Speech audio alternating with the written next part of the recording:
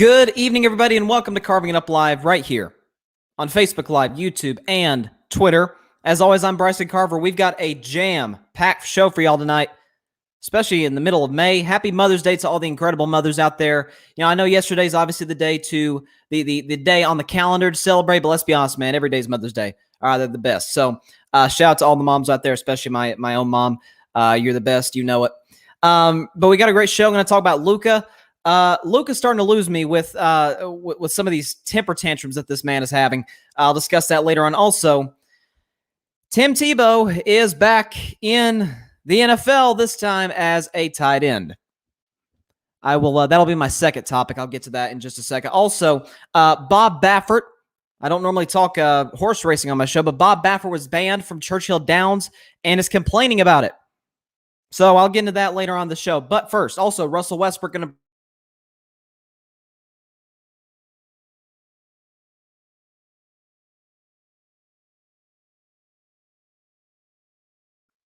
I have to start with the Los Angeles Lakers, who had an interesting weekend.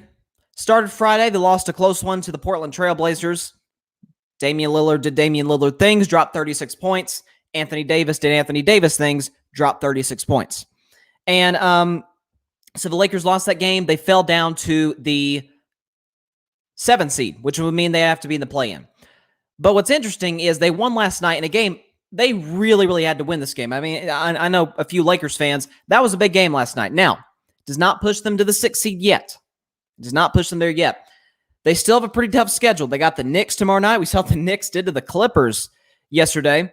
They still got, I think of New Orleans down the road.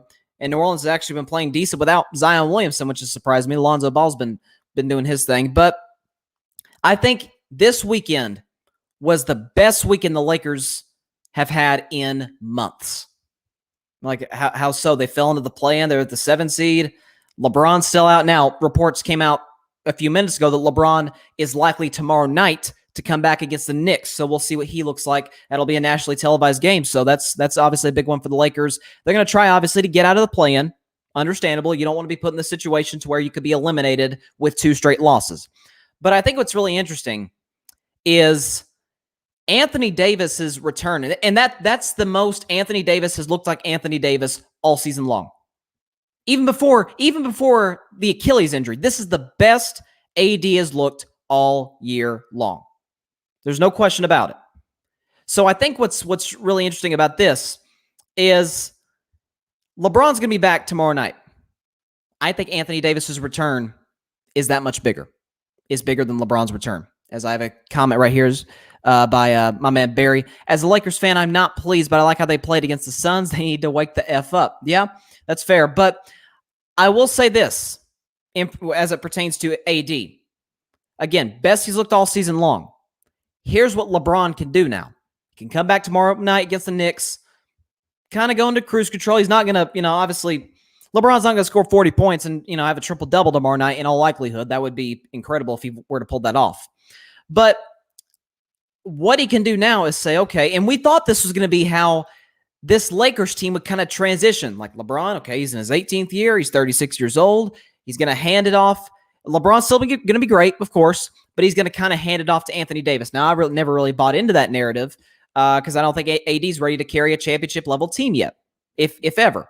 So, but that was kind of the plan internally with the Lakers, is LeBron's going to give it to AD. LeBron's still going to be great, but it's going to be AD's team.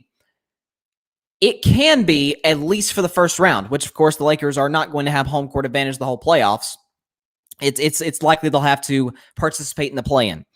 But I think what's interesting is now LeBron can come back. He could be on a minutes restriction, not put too much pressure on that ankle. Okay, we can get to the postseason. Lakers will be the 7 or 8 seed, and you'll play either Utah or Phoenix. Both teams I think the Lakers would beat, even as the 7 or 8 seed, obviously. And you could say, okay, AD, you carry us home. It reminds me in a way, a little bit of 2016 with my Golden State Warriors. Of course, that's a team that won 73 games. Coming off that 73rd win against the Memphis Grizzlies, Steph suffered a knee injury that first playoff game against Houston. And Clay came back, led him to a Game 2 win. They lost Game 3. Steph comes back in Game 4 and gets hurt at halftime. What does Clay do? Clay leads them the rest of the way. They win that game, and then they win Game 5 to close out the Houston Rockets, who had James Harden, of course. So when you look at this, I say, okay, this could be an opportunity for AD to get in a rhythm, build confidence. And then once we get around the second round, okay, LeBron can come back. He won't be fully healthy in all likelihood, but he'll be healthier, right? He'll be healthier. He'll be ready to go against a team like the Clippers or the Nuggets. So this could be a blessing in disguise. It gives LeBron, it takes a little bit of pressure off his back, which is weird to say that about somebody who's had pressure on them for the last 20-odd years since he was, on the cover of Sports Illustrated, the chosen one. But this is a great opportunity for LeBron James. So he comes back tomorrow night against the Knicks. We'll see what happens. Again, the Knicks have been playing outstanding basketball. Man, nothing but props to Tom Thibodeau and Julius Randle. Derrick Rose played great yesterday, dropped 25. The Clippers are going into playoff form, doing what the Clippers normally do this time of year, going into the postseason. But that's, I'll probably get into that more in depth later this week. But this is big for the Lakers. If AD against the Blazers and against the Suns to come out, okay, 20 points, 6 rebounds, just kind of ho-hum. Okay, now you're even more concerned because it's like, okay. Because they needed all of those points from AD. Anytime Phoenix tried to make any kind of run, Lakers held them back, won fairly comfortably. So that was a big win. You hear a lot about morale. Oh, it's a morality, but no. That doesn't exist. This is professional sports. You won the game against one of the top teams in the NBA yesterday, the Phoenix Suns. Did it at home. Anthony Davis played probably his best game of the year. Andre Drummond played fairly well. So here you go. You have these guys at the end of the year building confidence. LeBron can ease back into it to where he's not relied on to, LeBron, can you please carry us home? And we know he's had that burden on his shoulders just about every year he's in Cleveland, outside of maybe one or two. And then at times with the Lakers, to where it's like, LeBron, you're going to have to carry us.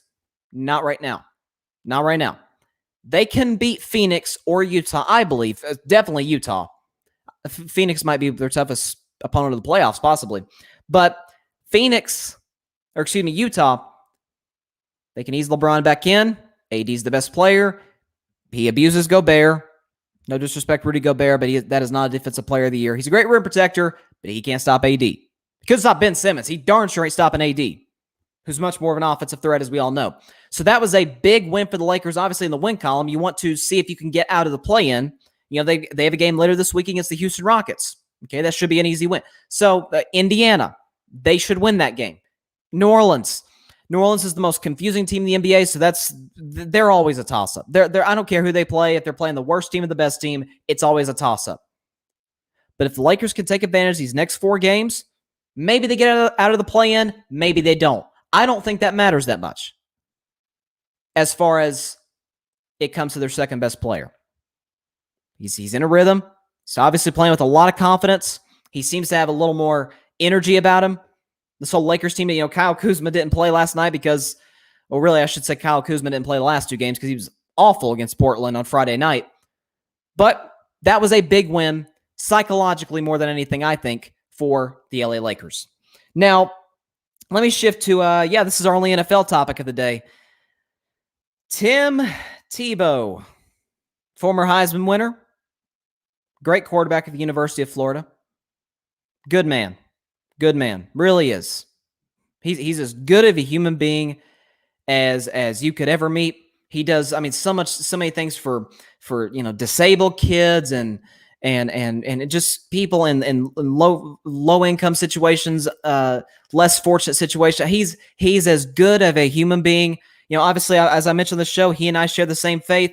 That man walks the walk. He ain't this, he doesn't just say, "Oh, I'm a Christian." No. He walks it. He lives it. He breathes it. He's a great human being. When it comes to the football field, though, it's a different story.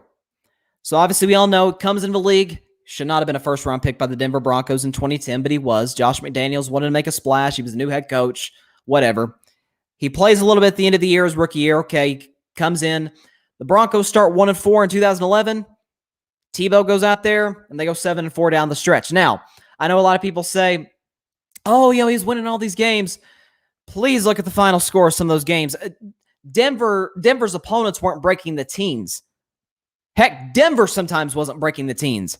Like they'd be winning games 16-13 or 19-17. I mean, these were not shootouts. Once they met New England in the playoffs in the divisional round, it was like 55-10. It was just embarrassing for Denver. And so Denver moved on from Tebow, got Peyton Manning, and that obviously worked pretty darn well. But he goes to the Jets. It's a media circus. It's Sanchez and Tebow, and Sanchez isn't playing well in 2012. Of course, he had the butt fumble on Thanksgiving against New England, and people are calling for Tebow to come in. He never really does. He goes to New England. He's got an opportunity to possibly compete to be Tom Brady's backup, and he can't even be the third string. And so he goes a year or 2 years, really, no football. The Eagles sign him, maybe an opportunity to back up Sam Bradford, and he still couldn't make the team. Matt Barkley beat him out. Since then, Tim Tebow has not been in the NFL. And by the way, Sean Payton went on NFL Live on ESPN during the playoffs. It was right after the Saints had been eliminated, I think a year or two ago. He went on NFL Live, and they were talking about Taysom Hill. Hey, Taysom Hill, I think this was after their playoff loss to Minnesota, the one in the wild card game. Not the Minneapolis Miracle, but the one that happened in New Orleans in the wild card game, where Kirk Cousins had the best game of his life. So Sean Payton, head coach of the Saints, brilliant offensive mind, he goes on NFL Live. And they're asking about Taysom Hill and how he played great against Minnesota in that playoff game and how he's become one of the more important players on the Saints. Heck, he's had people out there, he's been fooling people into thinking he's a franchise quarterback, which he obviously isn't, but some people out there for one reason or another believe he is.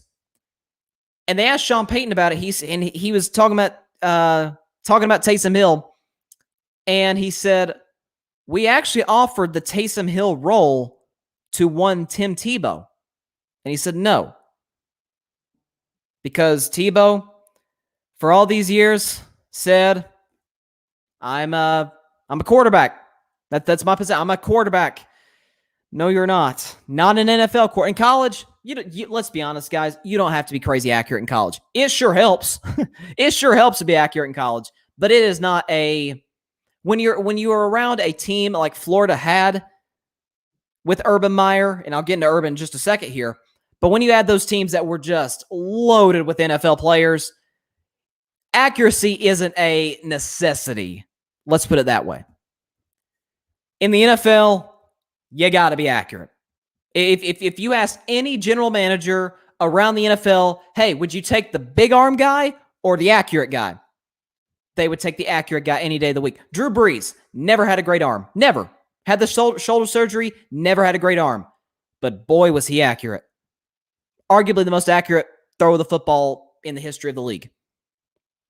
They would take the accurate guy because you know what? It's like, how many home run shots are we really going to hit in a game?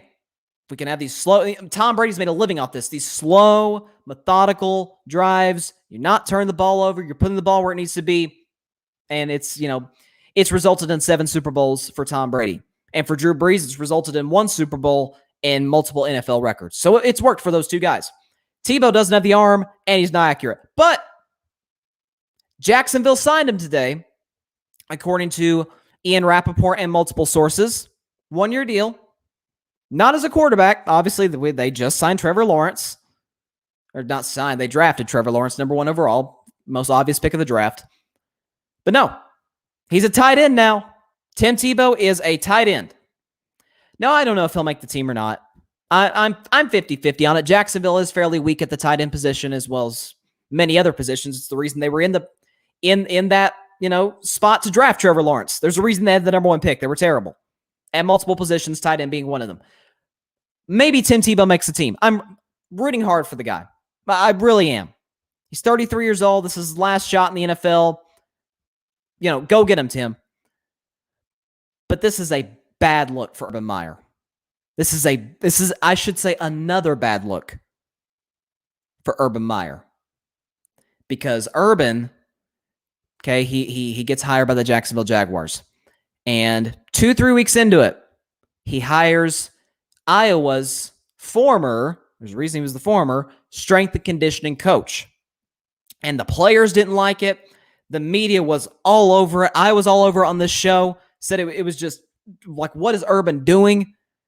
And because of the backlash, he gets fired. Now, why did he get fired, you ask? Well, because at Iowa, players who played with Iowa said he was abusive. He in some cases racist. Okay, he had a lot of baggage. Was not player friendly in the slightest. Like he was abusive. That was the number one word was used. He was abusive. And Urban hires that guy. Of all the strength and conditioning coaches in America, he can hire. He hires the guy with the label abusive. That's the guy you hire. I don't care if he's a good friend of yours. I don't care. You don't hire that guy. And now he signs a dude who hasn't been in the NFL for nearly a decade, playing a different position than what he last was in the NFL. Eric Reed is still in the market, I might add. You Pro Bowl safety, broke multiple records with the Carolina Panthers. We all know why he's not in the league. But Tim Tebow is, for reasons unknown to me. I guess he's friends with Urban Meyer. I get that. You're close with your coach. You won national championships. You won rings. You won the Heisman at one point. I get it. But it's a bad look, especially if you got somebody coming in, because every team has undrafted free agents. Every team does, all 32. Jacksonville, no exception. You're going to have your undrafted free agents coming in, or your 6th and 7th round picks coming in and saying, even your veterans are going to be skeptical about it and say, hold on, we busted our you-know-whats to get to this point, and you're bringing a guy who hasn't been in the league for almost a decade playing a different position than what he last was in the NFL. What are we doing? Maybe I'm wrong. Maybe Tim Tebow comes in and he's a big contributor. Maybe he starts. Maybe he's the starting tight end for the Jacksonville Jaguars. He becomes a big red zone target for Trevor Lawrence. I don't know. None of us can predict the future. Heck, nothing's impossible in this crazy world we live in. But it's a bad look for Urban Meyer. I highly doubt it works. As for Tebow himself, again, I'm happy for him. He's getting an opportunity, but years ago he could have made the decision to change positions because look, clearly nobody was interested in him as a quarterback. He got, I think the final straw was Belichick cut him. It was like, hey, that Belichick guy knows what he's talking about, and he didn't make the team. So at that point, Tim Tebow could have made the decision, hey, I'll change to a running back, tight end, linebacker, whatever. But I'm not a quarterback. And he convinced himself, no, I can play quarterback. And listen, that's a harsh reality. When you're winning the Heisman and in Florida and you won all these games in Denver, it's a tough blow. But at the end of the day, he needed to come to the reality that, hey, this, and by the way, he played baseball briefly with the Mets. He's been looking to scratch that competitive itch. I get it. But so I'm not condemning Tim. The only thing I can criticize him for is, why didn't you do this earlier? But I am criticizing Jacksonville because it's like, you got all these guys coming in who, again, busted their butts to get to this point, just trying to make the team, trying to make living for their family and trying to make good of their possible career. And you see your head coach and your front office sign a guy who hasn't been in the league for almost a decade at a totally different position. Yeah, they're going to be looking side-eye at Tim Tebow in the locker room. And by the way, one last thing.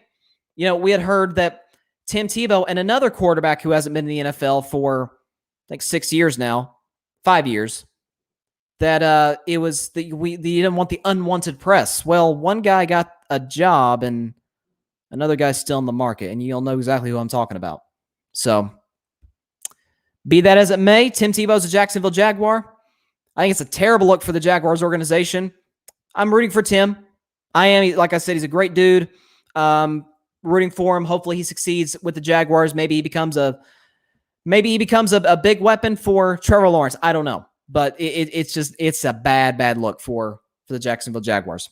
Now, before I get to Luka, as we have breaking news, my good buddy Barry Grant just DM'd me 7 minutes ago Wow. Jeez, that's terrible. So we got some breaking news right here on Carving It Up, some really unfortunate news. Jaylen Brown, star guard for the Boston Celtics, was an all-star this year, has had his best season alongside Jason Tatum. He's out for the season with a torn wrist ligament.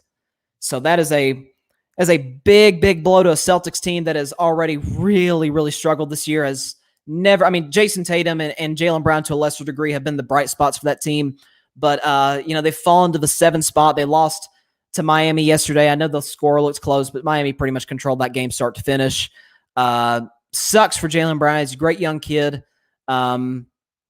He's gotten better and better every year, so you just hate to see that. We've had so many injuries in the NBA this year. Obviously before the year even started, Klay Thompson, KD's missed multiple games. You have Zion who's out. Jamal Murray tore his ACL. Obviously you just had Jaylen Brown just now is out for the year with a torn wrist ligament. I'm definitely missing some people. I know James Harden's out right now. Embiid's missed a lot of games. AD and LeBron have missed a lot of games. So it's like, man, Donovan Mitchell's out right now. Like there's just been a lot of star players that have been out, and some of it, obviously, you get players that are injured every year. That's sports. Guys get hurt, but obviously, this being a 72 game condensed season, the NBA trying to fit it in. Obviously, the season ended last year in October. It resumed in December. For some of the teams that made deep playoff runs, Boston being one of them, they got to the conference finals. You're going to have these wear and tear injuries. I don't know if that's the case with Jaylen Brown, but just sucks to see that. And so prayers up, wish him a speedy recovery, and hopefully we can see him back on the court pretty soon next season. So definitely a tough blow to the Celtics.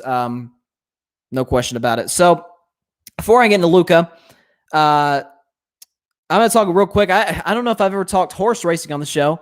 I'll do it briefly. Obviously, the Kentucky Derby was last Sunday, and the winning horse apparently tested positive for steroids. Now, Bob Baffert, who's the trainer of the horse, apparently a Hall of Fame trainer, he has been banned from Churchill Downs, and so he's coming out here saying, we didn't put steroids I didn't put steroids in the horse, and I'm a victim of cancel culture. No, you cheated. You cheated. Plain and simple. The horse had steroids in its system. You cheated. The horse didn't go out on its own and pump it with steroids. You did that. Somebody else did that. And ultimately, whether you did it or not, you're the trainer. You're going to be held accountable as you should. Okay, you cheated. I saw the same thing with the Houston Astros last year when the cheating scandal came out, and obviously you had the manager got fired and the general manager got fired, and I don't know if there were any fines distributed among the players. I know some had called for them to be stripped of their championship banner, the commissioner's trophies, the individual rings. It was crazy. And so I remember some of the Houston Astros players during spring training last year before it ended up getting suspended because of the pandemic. But during spring training last year, they're saying, I think they're being too hard on us. They need to get off our back. No, you cheated. You cheated. You're going to bear the responsibility. If you cheat, there are consequences.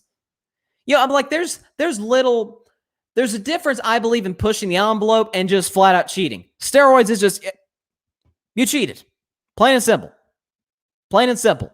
So don't be saying I'm a victim of the cancel culture, or I'm or this is total false or fake news or what. No.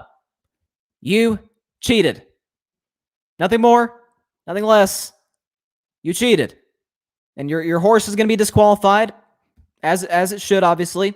And I don't like it when people get caught and they still deny it. Like that just drives me crazy. That drives me crazy. Like people get caught doing something or they're cheating. Like just own up to it. Just say, you know what, made a mistake, and move on. You don't have to make yourself look worse and worse in the situation. This is exactly what Bobby Baffert is doing here. So obviously not a good look for him. And apparently, according to racehorse experts, apparently he's got kind of a shady history with this kind of stuff. So this is apparently not a new occurrence. as it pertains to him. So, yeah, he got what he deserves. He's banned from Churchill Downs. Like you can't pump horses with steroids. Like you just can't do that. So yeah, he got the appropriate punishment. So now let me shift to Luka Doncic. The other night, the Dallas Mavericks were playing the Cleveland Cavaliers. Dallas is playing really well right now. They missed. They were in the play-in for a while, then they won a few straight games, and now they're probably going to be the 5 seed in the playoffs. So good for them. Luka's had a really good year. He's averaging 29 points. I picked him to be the MVP this year before the year started. That's not going to happen, obviously, but he has had a good season. But my biggest criticism by far of Luka Doncic is he doesn't control his temper whatsoever. He doesn't. First of all, he's leading the NBA in technical fouls. He's got 15. He's 1 away from an automatic 1-game suspension. And the other night against Cleveland, or was it last night, the other night? It was Saturday night or Sunday night. They played Cleveland recently. And he and Colin Sexton, the guard, I love Colin Sexton, guard for the Cleveland Cavaliers. They're going for a rebound. Now, Sexton is 6'1", Doncic is 6'7". They're going for it. They get, kind of tied up a little bit. And then Luka turns around kind of Chris Paul style and, has the pump fist and just whacks Colin Sexton in the groin area. And he said it was inadvertent. He said it was an accident. He didn't do it on purpose. Colin said it was not on purpose. I don't know. It didn't look, me personally, it didn't look like much of an accident, but maybe it was, maybe it wasn't. I'm not here to speculate on that. The point is, Luka all year has been a temper tantrum waiting to happen. Every single call he's complaining. Look, I'm not against players complaining to refs. I'm not. I saw an exchange the other day. The Nets were playing a primetime. They're playing the Mavericks. They were actually playing Luka and the Mavericks, and they showed him mic'd up with Kevin Durant and one of the officials. And KD didn't like the foul call, so during a stoppage of play, he and the official had a good civil discussion about it. KD explained his point, the official explained his point, and they moved on with the game. Like that was as good of a player ref confrontation. I wouldn't even call that confrontation, just a discussion as I've ever seen. So I hopefully that can continue. But I got no problem with if a player feels like, they didn't foul someone or they got fouled or they don't like the call or non-call. I get it. I get it. If you feel like you deserve that, do what you got to do. But when it's every single call or non-call, then it's like, dude, play basketball. And listen, Luka's a great player. I'm not sitting here saying he's not focused on the game. But if there's even a little bit of contact, he's screaming at the refs. He's complaining constantly. It's like, dude, just play basketball. I'm not, like I said, not anti-complaining to officials. I'm not. Got no, because, players certainly have a point, oftentimes with these kind of situations. But if it's every single time, it's kind of like the boy that cried wolf. It's like, okay, when's it really a foul or not? That's kind of up to us to decide at some point. As a comment right here from Barry. He says, Luka is starting to annoy me. This isn't soccer. Well, if anybody in the NBA is familiar with the soccer culture, it is Luka Doncic. And soccer players, they're notorious. And obviously they're some of the greatest athletes in the world. I'm not trying to diminish them whatsoever, but they kind of have a thing for flopping or for constant complaints to officials. It's like, I get it, but if it's every call, come on, just play the game. Focus on the game, not the officials 24/7. So Luka's got to do a better job of controlling his emotions, and he's got to do a better job of controlling himself. I know Draymond. I don't know. Maybe he needs somebody in his support system, family member, friends. I know Draymond Green went through this period a few years back where he was getting a lot of technical fouls and just constantly complaining to officials. It started, even as a Warriors fan, started to get on my nerves. And he kind of stopped after a while. And they're like, you haven't been getting teased. You haven't been getting teed up. You haven't really been complaining to refs that much. He said, yeah, my mom kind of told me, I got to stop. So look, there's a shout out for all the mothers around the world. Like Mama Green got in his ear and said, hey, no. Mary Babers Green is actually her name. Mary Babers Green said, Draymond, no, cut that out. And he's going to listen to his mom. And so there went technical fouls out the back window, complaining to officials out the back window. So maybe Luka needs his mother. Maybe he needs somebody, his family, friends to kind of say, hey, dude, you're kind of, this is not a good look for you. I don't know. But I know he said the other day after Dallas it was Thursday night, the Dallas beat the Brooklyn Nets, and the Inside the NBA crew, Shaq, Kenny, Chuck, and Ernie were asking him about, he's leading the league in technicals. He said, yeah, I got to do a better job of controlling my emotions. Well, a game later, he whacks a dude in the private section. So still a ways to go. So not a good look for Luka Doncic, but hey, there's always room to grow. So let me get to now. Russell Westbrook is going to possibly in an hour. Well, not in an hour. The game starts in an hour. It's nationally televised NBA TV, so certainly I'll be checking that out as soon as I finish the show. The Washington Wizards are playing I think it's the Indiana Pacers tonight they're playing. Let me check. No. They're playing the Atlanta Hawks tonight on the road in Atlanta, and Russell Westbrook could make history by breaking the record long held by Oscar Robertson, the great Oscar Robertson, for the most triple-doubles in NBA history. Now, we all know Russell Westbrook's a triple-double king, and there's a possibility he could break the record tonight. Now, Bradley Beal's out for the next 2 games with the hamstring issues, so that, that's obviously not going to help Russ, but we know he's capable any given night. He's had 2 20-20-20 games. Like, that's incredible. That's incredible. 20 points, 20 rebounds, 20 assists. That's incredible. The only other player to do that is Wilt Chamberlain. If you're doing anything statistically that is only comparable to Wilt, you're doing something not just well, but extraordinarily well. So credit to Russell Westbrook. So I'm of the belief that 2 things can be true. I think we see this too often in politics, in pop culture, and entertainment, definitely in sports, is that it's black or white. It's this or it's no. You can believe both things. 2 things can be true. I think we as human beings are intellectually smart enough to know that more than one specific thing can be true. This is one of those situations.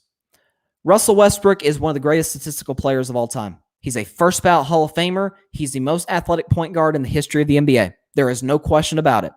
Okay, he's an MVP. He's going to have the most triple-doubles probably by a mile in NBA history. What he does every given night is extraordinary. By the way, find me a player in the NBA that gives more effort than Russ. You won't. You will not find one, especially superstars, and this is not a knock on superstars at all. But nobody gives a better effort than Russ. Nobody. I mean, plays his tail off every single night, no matter the circumstances. And I have great respect for him for that. All of that is true. What is also true is that in the now 4 seasons, it's now 4 of the last 5 years, again, incredible. 4 of the last 5 years, Russell Westbrook has averaged a triple-double. That's amazing. The only other guy to do that is Oscar Robertson, who did it once. Russell Westbrook's done it 4 times. Amazing. But in 4 of the 5 years, let's start with the first year he averaged a triple-double when he won the MVP. Got bounced in 5 games by Houston. Okay, he does it again a season later not against anybody, I mean, it's against the NBA, but he averaged triple-double a year later. He's got Paul George, Carmelo Anthony, and they get beat in 6 games in the first round by a rookie, Donovan Mitchell. A year later, he does it again. By the way, that year, late in the season, he had a 20-20-20 game. So, he averaged a triple-double again. Had Paul George there. Paul George was an MVP candidate that year. Bounced in 5 games and outplayed by Damian Lillard against the Portland Trailblazers. Okay, he doesn't average a triple-double last year against with Houston. But it comes to Washington, he's already clinched it. He's averaged a triple-double for the season. Washington's playing great basketball, but they're not going to win a playoff series against Philly or Brooklyn or Milwaukee. They're not doing that.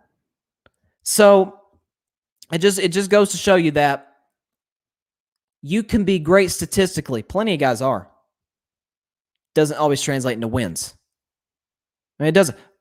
Wilt Chamberlain, you would think with all the numbers he has, he'd have the same amount of titles as Bill Russell. Bill Russell's numbers are not even close to as impressive as Wilt's.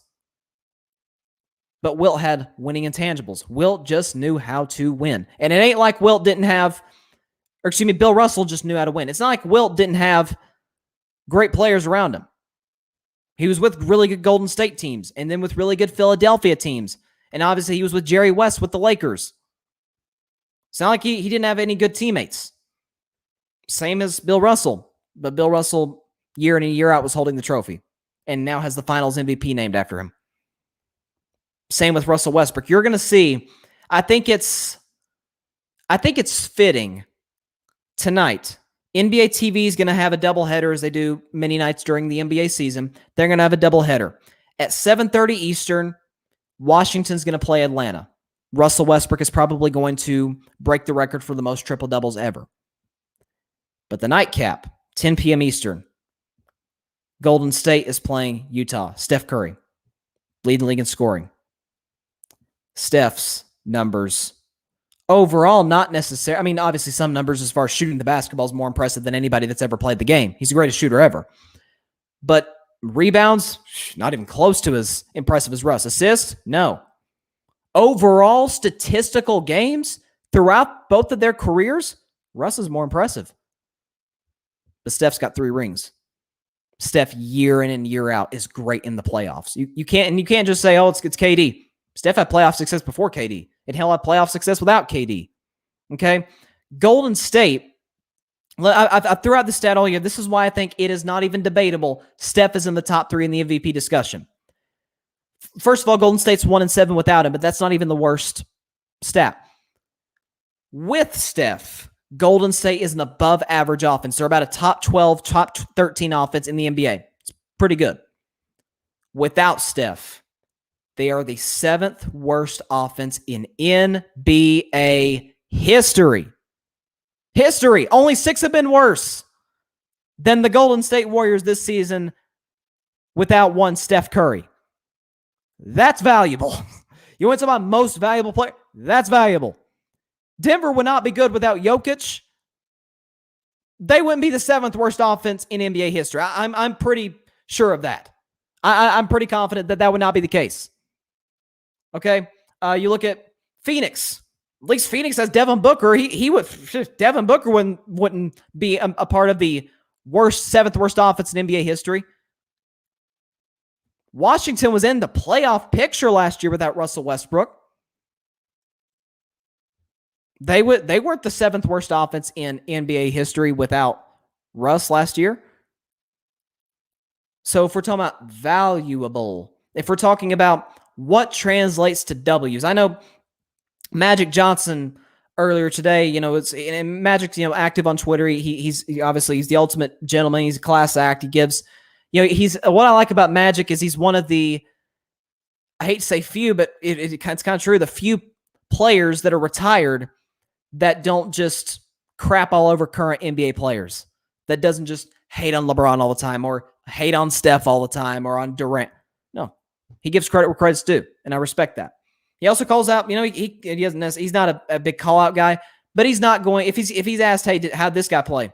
He's going to be honest. Russell Westbrook a few years ago, it was more than a few years ago when the Thunder were in the finals against Miami, Russell Westbrook just played an abysmal, I think it was game 3 or game 4 of that series. And Magic Johnson said that was the worst. It was the first half. Magic Johnson was with ABC. Magic Johnson said that was the worst half I've ever seen a point guard play in a finals game. So he'll criticize if it's warranted. But I know people are comparing Russ to Magic. Come on. Magic Johnson, first of all, is the greatest point guard ever. 5 titles, 3 finals MVPs, 3 regular season MVPs. Okay, he went to 9 finals. Russell's been to 1, and that was with KD and James Harden and a prime Serge Ibaka on his team. It's like, Russ is a great player. He's a first ballot Hall of Famer. He's the most athletic point guard of all time. He's not a winning player. He's not a winning basketball player. If you had to ask me, who would you take? Would you take one of the role players that's great in playoff games but isn't very good in the regular season? I always use Andre Iguodala as kind of a prime example of this. He's not a good player in the regular season, but in the playoffs, Hey, Iggy shows up. Russell Westbrook doesn't. And you can't say he hasn't had help. He's had Paul George. He's had Carmelo Anthony. He's had Kevin Durant. Okay, he's had James Harden, Bradley Beal. He's had good players around him. And he's went to one finals. And that was when he had both KD and James Harden and a prime Serge Ibaka. So what he's doing, it's incredible. It's never been done before. It's amazing. I sit in awe watching this guy sometimes. It's incredible. But does it translate to winning? It doesn't. By the way, I've said countless times on the show, Russ's effort in the regular season has come back to bite him in the playoffs because he treats every regular season game like a game 7 of the finals when it's actually time to win big do-or-die basketball games, he's exhausted.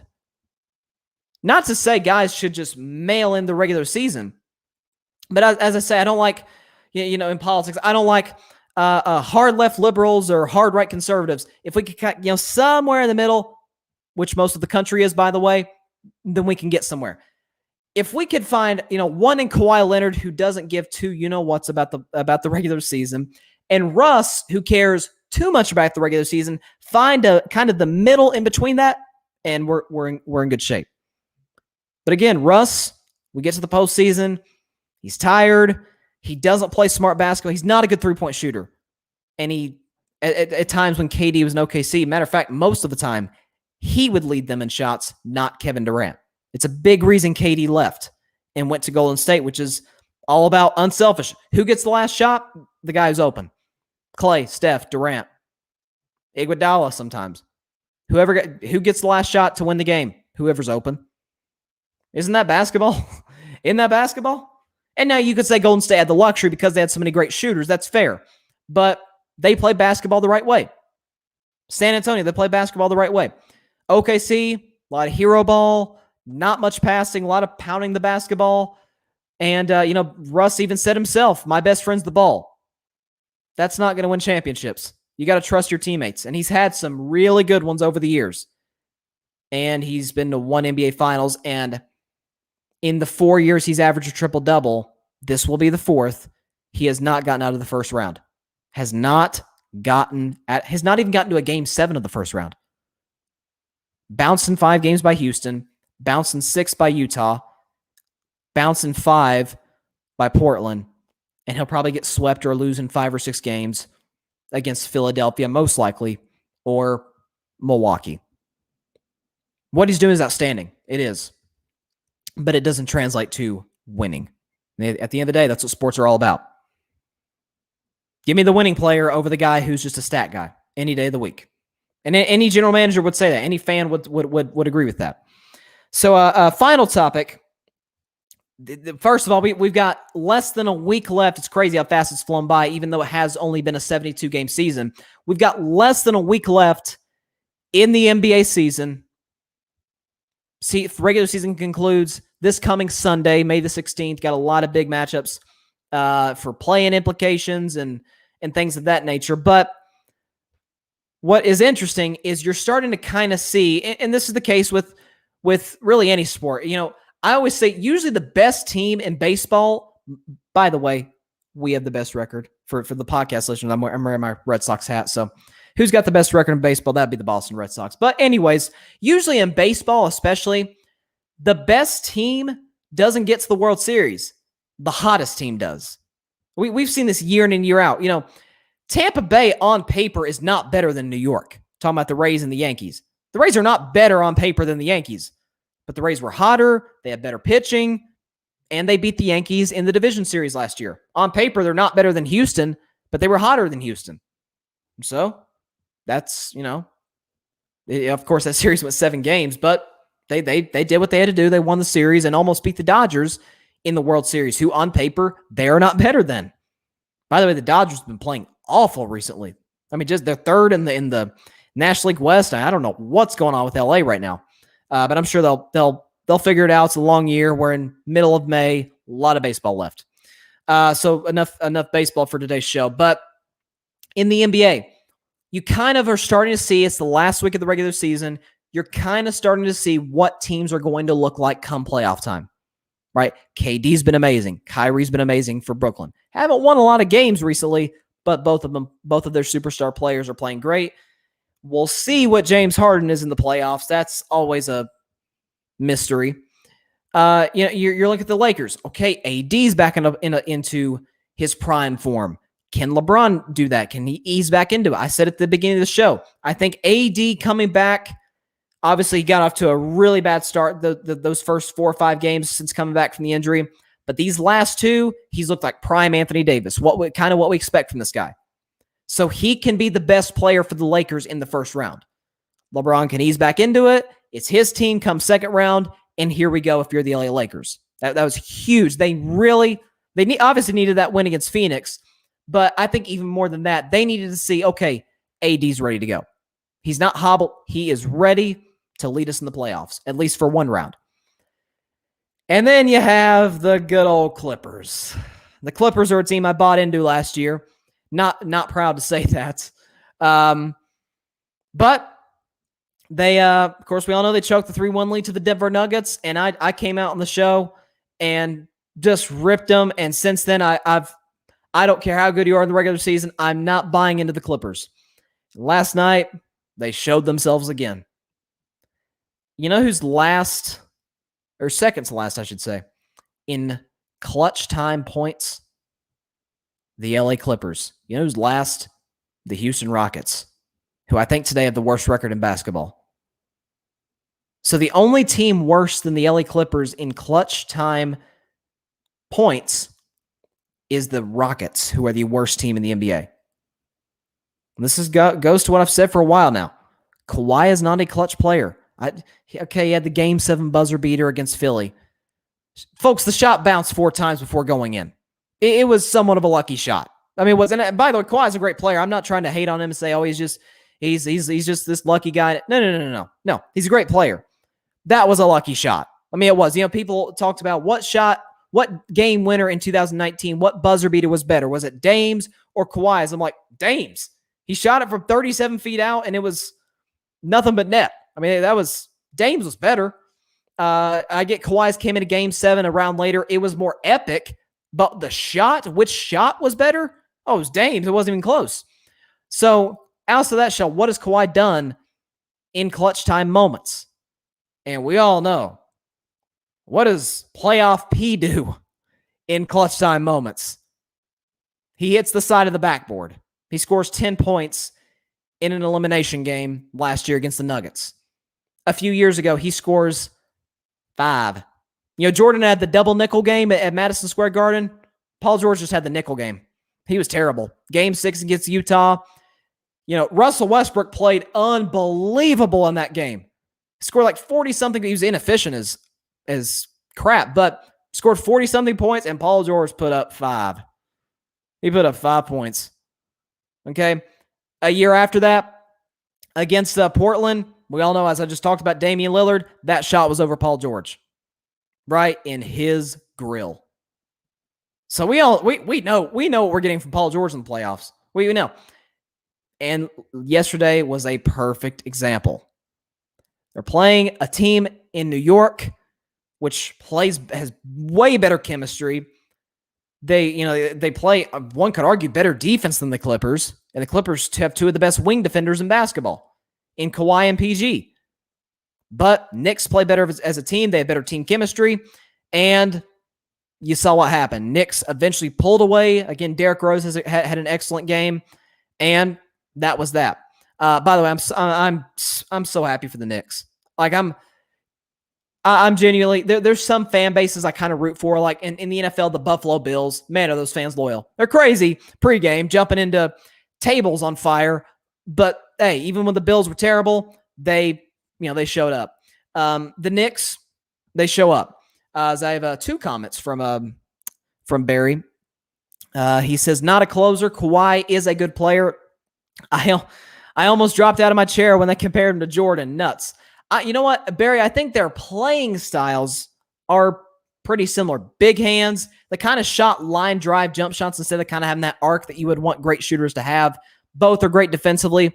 But as far as, big-time moments, yeah, Jordan might have been the best ever, as he was in many things. And he has another comment saying, Waldo George will entertain me once again in the playoffs. Bryson, get your popcorn ready. It is a yearly occurrence. Paul George never shows up in the playoffs. And it's not that he doesn't show up. Like James Harden, who I've been really hard on, he is not good. He is not himself in the playoffs. Paul George isn't just not himself. He is bad. James Harden isn't bad in the playoffs. He's just a lesser version of himself. He's choked many moments, but he hasn't been garbage. Paul George has been garbage in the playoffs. Look back to 2017, I should say, 2017. Listen, Indiana had no business winning this series. I'm not saying you should have won, but it's a game 4 against the Cleveland Cavaliers, first round, and Paul George, I think he scored like 9 points. He might have barely broke double digits. Like a game Indiana had to win at home just to not get swept, and he actually missed the game-winning shot at the buzzer. Like we go to a year later. Okay, he's with Russell Westbrook. He's with Carmelo Anthony. They're playing an inexperienced Utah Jazz team. It goes to a game 5, and he scores 5. He scores 5 points.